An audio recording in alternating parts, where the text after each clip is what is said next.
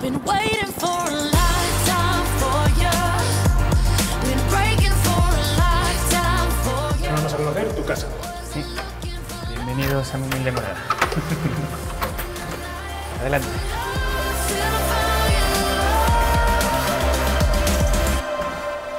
Aquí vivo con dos personas más. ¿Compartes por tema de dinero? Sí, aquí, bueno, ya ves que en estos tamaños tener algo tú solo es como demasiado caro. Un alquiler medio de una habitación para una persona en las zonas buenas, pues estás hablando de fácilmente al año como 20.000 euros. Dubái es ciudad de demanda, ya se ha hecho famosa, es como vivir en Nueva York, Londres, ciudades de ese estilo.